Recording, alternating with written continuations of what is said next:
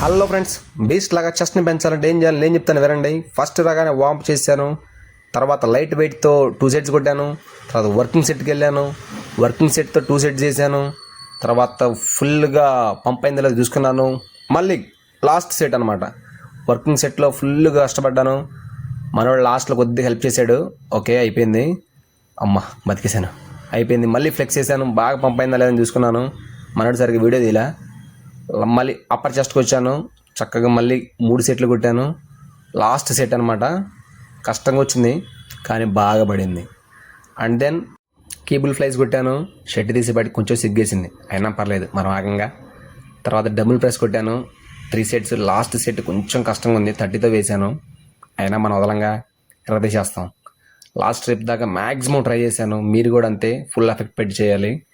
తర్వాత bar dips కొట్టాను, మంచిగా అయిపోయింది. లాస్ట్లో ట్రైసెప్ పుష్ డౌన్తో, క్లోజ్ గ్రిప్ ప్రెస్తో, డంబుల్ కిక్ బ్యాక్తో ట్రైసెప్ ముగిచేశాను.